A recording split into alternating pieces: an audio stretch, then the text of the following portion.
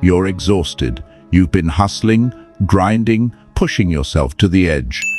Every motivational guru tells you to work harder, sacrifice more, sleep less, chase bigger. But here's what nobody's telling you. That frantic energy, it's pushing away everything you want. The Stoics figured this out 2,000 years ago. Marcus Aurelius, Emperor of Rome, most powerful man alive, wrote something in his personal journal that changes everything. Confine yourself to the present. Not the future you're anxious about, not the past you're regretting. Right here, right now. This moment is where your power lives. What if I told you that the secret to getting everything you want isn't in doing more? It's in relaxing into what already is. It's in letting go of the grip that's been strangling your dreams. Today, I'm going to show you 10 Stoic principles that will completely flip how you think about manifestation. This isn't law of attraction fluff. This is ancient wisdom that actually works. Tested by warriors, philosophers, and emperors who faced real challenges and won. Want it, don't need it. Here's the paradox that breaks most people. The harder you grip something, the faster it slips away. But the moment you can genuinely say, I want this, but I'm okay without it, that's when it shows up. Epictetus went from being a slave to one of history's greatest teachers. He understood something about desire that we've forgotten. He said, wealth isn't having great possessions, it's having few wants. This isn't about giving up on your goals, it's about understanding the difference between wanting and needing. When you need something, a relationship, money, validation, you reek of desperation, and desperation repels. But when you want something while being completely fine without it, that's magnetism, that's power. Think about the people who always seem to attract opportunities. They're not the ones posting desperate affirmations or talking about manifesting 24/7. They're the ones who hold their desires like you'd hold a butterfly, gently, with open palms, ready to let it fly if it wants to. This is what the Stoics called preferred indifference. Yes, you prefer success, you prefer love, you prefer abundance, but your peace doesn't depend on getting them. When you master this, something shifts. You stop making decisions from fear, you start choosing from confidence, and confident decisions create better outcomes every time. Try this right now. Think about your biggest goal. Now say out loud, I want this, and I'm taking action toward it. But I'm genuinely okay if it doesn't happen exactly as I imagine. Feel that. That's the release. That's the exhale. That's where your power lives. This moment is all you have. Your mind is everywhere except where your power actually exists. You're living in next week. You're replaying last month.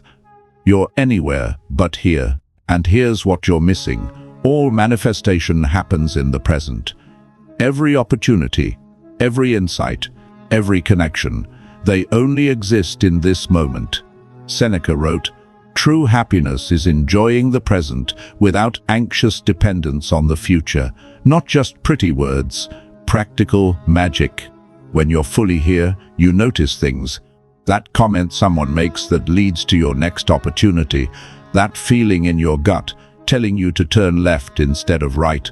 That person who walked past you 3 times. Maybe they're trying to connect. But if you're scrolling through your anxiety about tomorrow or your regret about yesterday, you miss it all. Here's the kicker. The people who seem most magnetic, they're present. When they talk to you, you feel like you're the only person in the world. That's not a trick, that's presence. And presence is incredibly attractive. Your breath is your anchor. Every time your mind wanders to what if or if only, come back to your breathing. Feel your feet on the ground. Notice 3 things you can see right now. This isn't meditation practice. This is manifestation practice. Because the present moment isn't just where you exist, it's where you create. Obstacles make you stronger. Life's going to hit you, that's guaranteed. But here's what separates people who manifest their dreams from those who stay stuck: how you relate to resistance. Marcus Aurelius ran an empire during plagues and wars. He wrote, "The impediment to action advances action. What stands in the way becomes the way." Most people hit an obstacle and think the universe is against them. They take it personally, get discouraged, often quit. But what if every obstacle is actually making you stronger? What if every setback is the universe's way of preparing you for what you're asking for?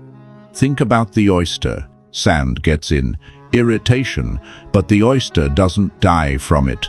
It creates something beautiful, a pearl. Your obstacles aren't punishments. They're invitations to grow into the person who can handle what you're requesting. When you stop fighting reality and start working with it, resistance becomes your teacher. You use the energy instead of being destroyed by it. Next time something doesn't go your way, pause. Ask yourself, how is this serving me? What is this teaching me? How is this making me ready for what's coming?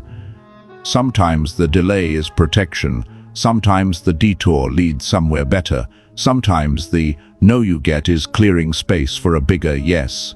Quick thing, if you're tired of hustle culture BS and want real wisdom that actually works, hit subscribe. This channel isn't about toxic positivity or get-rich-quick schemes. It's Stoic philosophy for people living real lives. Ancient wisdom, modern application, no fluff. We're building something real here. All right, let's keep going. You control your inner world. You've been giving your power away to your bank account, to other people's opinions, to circumstances you can't control. Epictetus said, "No one can hurt you without your permission. Your peace, your joy, your sense of abundance, those are internal decisions, not external conditions." When you know you can be happy regardless of circumstances, you make better decisions. When your worth isn't tied to validation, you show up authentically. When your security comes from within, you take bigger risks. This creates magnetic power. People are drawn to those who don't need them. Opportunities flow to those who aren't desperate. Start practicing now. Before you check social media, before you look at your bank balance, check in with yourself. Ask, how do I choose to feel right now, regardless of circumstances? Then honor that choice. Sometimes doing nothing is doing everything. Culture tells you that action equals progress, but the Stoics knew better. There's a massive difference between being busy and being effective. Lao Tzu, whose philosophy influenced the Stoics, taught, "The sage doesn't attempt anything very big, and thus achieves greatness." Most action is just anxiety in disguise. We stay busy because stillness scares us. We keep pushing because we're afraid that if we stop, everything will collapse. But this frantic energy often pushes away what we're trying to attract.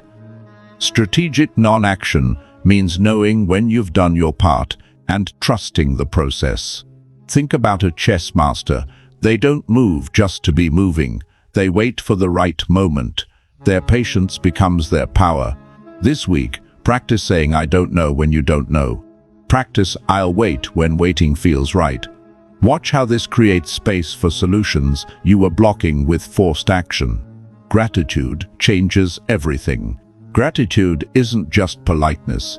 It's one of the most powerful manifesting forces in existence. When you appreciate what you have, you create a magnetic field for more. Marcus Aurelius would wake up and remind himself of difficult people he'd encounter. But even in acknowledging human flaws, he found gratitude. Here's what happens energetically. You shift from scarcity to abundance. Instead of focusing on what's missing, you're acknowledging what's present. That changes everything. This isn't fake positivity. Real gratitude acknowledges difficulty while choosing to focus on what's working. Be grateful for challenges because they're making you stronger. For struggles, because they're teaching wisdom. For setbacks, because they're redirecting you. When you go to bed grateful, You program your subconscious to look for more things to appreciate. This creates an upward spiral.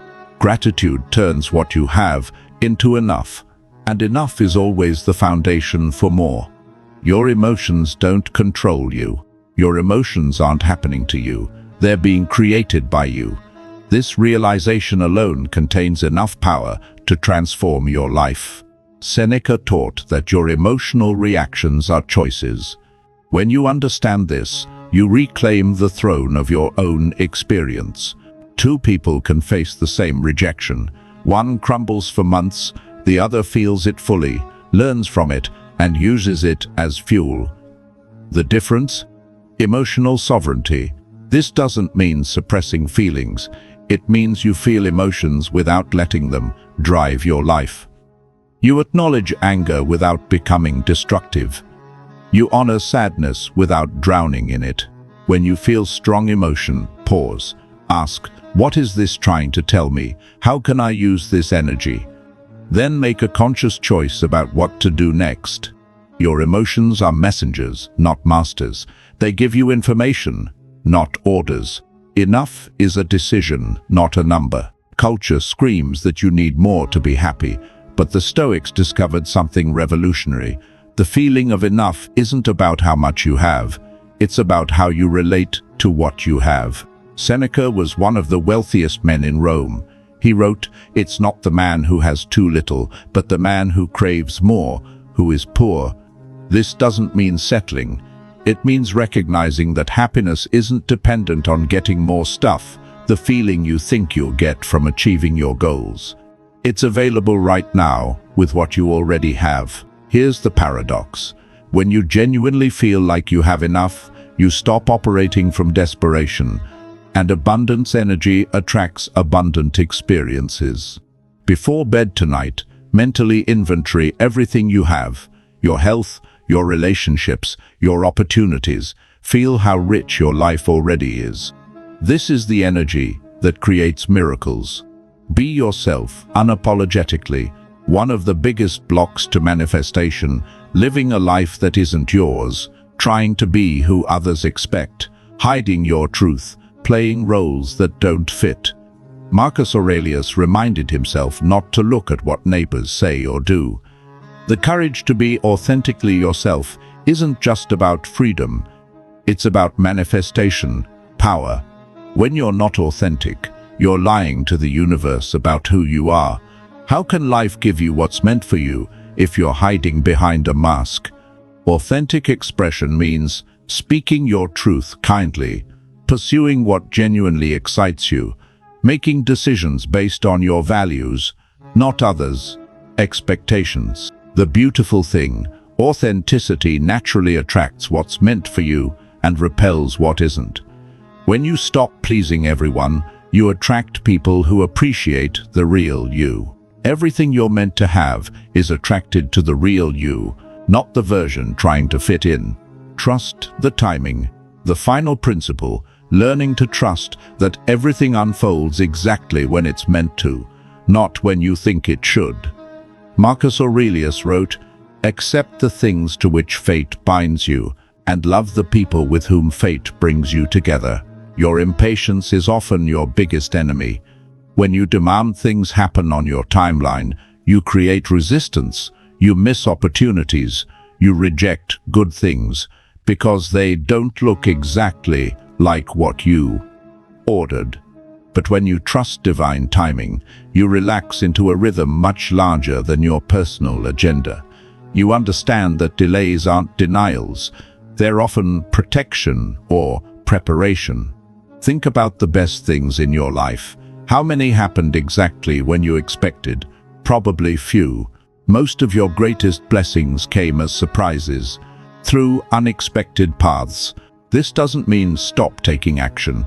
It means hold your goals lightly while trusting life has a bigger plan than what you can see. The universe is always working in your favor. Your job, align with this truth and let it carry you. The practice. The Stoics didn't have vision boards, but they understood something modern self-help misses. Manifestation isn't about getting what you want. It's about becoming who you need to be to receive what's meant for you. When you relax into these 10 principles, detached desire, present moment awareness, accepted resistance, inner authority, strategic non-action, gratitude, emotional sovereignty, enoughness, authenticity, and divine timing, you stop fighting life and start flowing with it. This isn't about lowering your standards, it's about raising your consciousness to a level where miracles become natural, where synchronicities become common, where what you need finds you, instead of you chasing what you want. The Stoics knew that peace isn't the absence of challenges, it's the presence of wisdom, and wisdom applied consistently creates the conditions for everything good to flow. Your manifestations are already on their way. Your job is to relax, trust, and become ready to receive them. If this resonated, drop a comment. I relax, I trust, I receive. Share this with someone who needs to hear it. And subscribe. We're just getting started. Stay stoic, stay strong, and stay open to what's coming. The energy you can't see. Here's something most manifestation teachers won't tell you because they don't understand it themselves. Your emotional state is a broadcast signal. Every feeling you have is sending out energy that attracts matching experiences, not metaphorically. Actually, when you're desperate for money, you vibrate at the frequency of lack. And lack attracts more lack, not because the universe is punishing you, because you're literally tuned to that station. Marcus Aurelius wrote, "The universe is changed. Our life is what our thoughts make it, not what your actions make it, what your thoughts make it, because thoughts create feelings, feelings create energy, energy creates reality." But here's where it gets interesting. You can't fake this. You can't just repeat affirmations while feeling like garbage and expect miracles.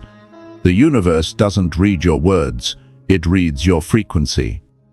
This is why gratitude works. Not because you're tricking yourself into being positive, but because genuine appreciation shifts your frequency from lack to abundance, from needing to having. And when you vibrate at having, you attract more of what you already have. That's not woo-woo, that's physics. Seneca understood this. He said, "It's not because things are difficult that we don't dare. It's because we don't dare that they're difficult." Your fear of not getting what you want is the very thing to keeping it.